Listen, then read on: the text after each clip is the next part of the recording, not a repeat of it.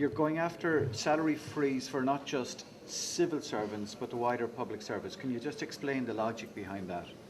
I don't think you could justify a freeze of the civil service and allow the public service as a whole to continue without restraint. I've gone further in terms of my ministerial colleagues. We're talking about reducing. So it is necessary, I think.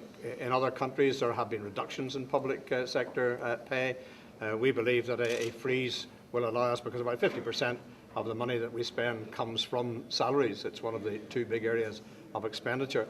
I don't think that's something that you would do with any great enthusiasm, but it is necessary under the special circumstances. Far better, in my view, that we keep people in jobs rather than having to reduce the number of jobs and put people on the dole. You control 27,000 civil servants in salary terms.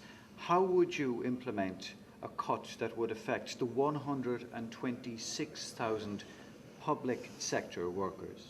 Well, we hope that the bodies that are responsible will follow the lead that we're given. However, we do control their budgets to a large extent, and we can legislate if it was required. But I hope that everybody recognises that this is something where the whole community is in it together. We've got to deal with these issues. It's going to be hard, and people have a choice. They have the choice of reducing the number of people that they have employed, or they have the choice of having some restraint on pay so that people can stay and work. I have no doubt which the best course is. Far better that people are kept in work. Peter, you're obviously part of a multi-party coalition now, so you have to negotiate as to whether any of these ideas are going to become reality. When will that process begin, and how difficult do you think it will be to get agreement on these ideas? Well, you're right. No single party can bring out proposals and expect that all of them are going to be accepted by colleagues. It does require us to get agreement. And we have had discussions with other parties. I'm glad all of the parties around the executive table are engaged. We had a very good meeting last week of the budget review group. We're meeting again during the course of this week, and hopefully it will start to crystallise that there are agreements in certain areas.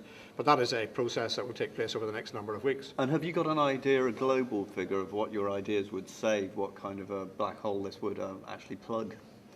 Well, the proposals that I've outlined more than plug the hole. What they do is plug the hole and provide additional funds for the two areas that I believe are a priority. I don't think it's good enough for us simply to look at where do we cut money. I believe there are two areas that we have to spend money on. One is helping those who are at greatest disadvantage, because they will be hurt most by the recession. And secondly, that economic growth is a priority for us. And that means that we have to look at ways where we bring in additional jobs. And we've put proposals forward that will bring 7,000 additional jobs to Northern Ireland over the next 3 years at a very small cost in overall terms. So I think it is the three-pronged approach.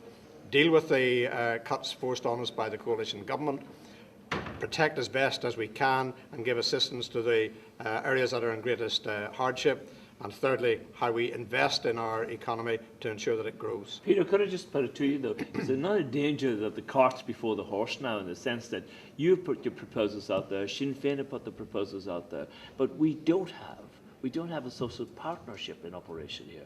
Had you your social partnership in place, wouldn't there be a better chance of all of what you're proposing actually sticking?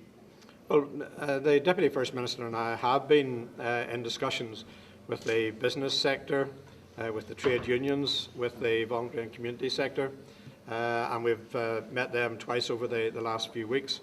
So we are building up that partnership, and we have indicated to them that we want to continue that dialogue with them.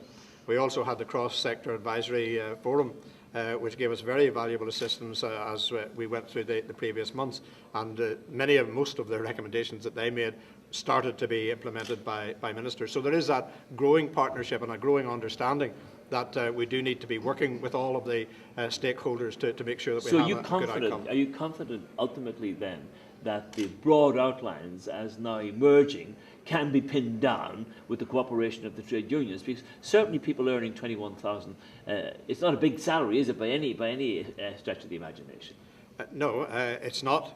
And of course, the job of trade unions is to speak up for their members. But at the end of the day, they have to tell us, do they want to lose members their jobs, or are they feeling it's better, as I do, that we retain people in their jobs by pegging the salaries? From a ministerial point of view, I've made sure that our ministers have some moral authority when they speak on these matters by reducing our salaries. And I think the community just has to recognise that in the present circumstances, we cannot allow salaries to continue rising year on year. Will you cap? You have the powers to cap. Will you cap salaries if, for example, the doctors, nurses, teachers' organisations, if they just don't fall into line, will you cap these people? Well, what I'm saying is that clearly we have powers, both administratively and, if necessary, legislatively, where we can ensure that we have the outcome that we want.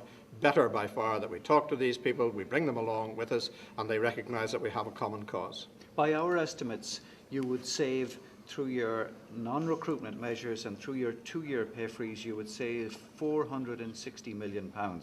If you extended the pay freeze to 4 years, your savings would come to £900 million. So what's the DUP proposal? Is it the 500 million formula or the 900 million that would involve a 4-year pay freeze? Well, at the moment in GB they have talked about 2 years, and therefore we're matching that. Clearly we have to look at how each of the other proposals, because that isn't alone what we're talking about. If we can freeze recruitment, you could actually end up with much larger. We've been very conservative in the figures that we have produced in that area. We've been conservative in a lot of the figures that we have produced. But don't forget the one factor that nobody is taking into account is when will growth come to the economy. If growth starts coming into the economy, then it can take up some of the slack, and we don't want to keep the burden there for longer than is necessary. Now, clearly, if there wasn't growth in the economy by the end of that period of time, you would have to look at issues again.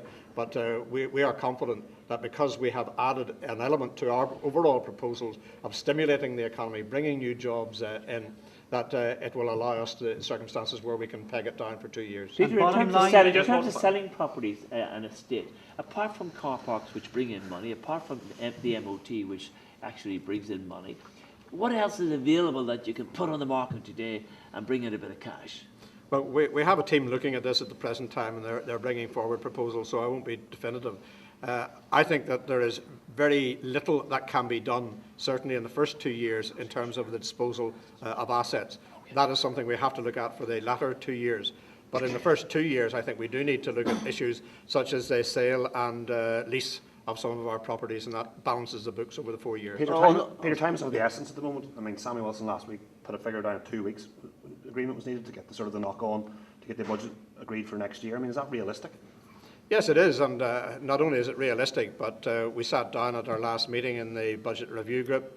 We worked out our timetable right leading up to the consultation.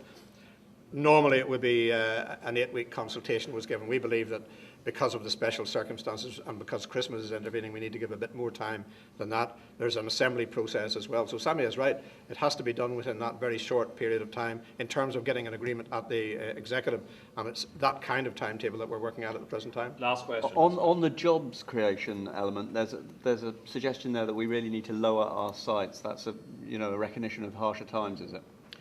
Yes, I think that we have a much lower level of unemployment than is the case in the United Kingdom as a whole, the average, less than Europe, less than the Republic of Ireland, probably about half of the Republic of Ireland's figure. But at the same time, our policy had been geared towards exclusively trying to bring in the high-end jobs above the average wage medium. In these circumstances, I don't think we can be as fussy as that. We've got to ensure that there are jobs available for people who are out of work. Therefore, we need to increase the number of jobs we bring in. We're convinced we can bring in the additional 7,000 extra jobs over the 3 years, but not all of them will be above that medium. Peter, right, there's one very interesting line in there in relation to water rates. Is it your bottom line, as with Sinn Féin policy, that there should be, and SDLP policy, that there should be no increase there should be no introduction of water charges? Well, apart from there not being a political consensus for it, the reality is people have been paying substantially for their water already.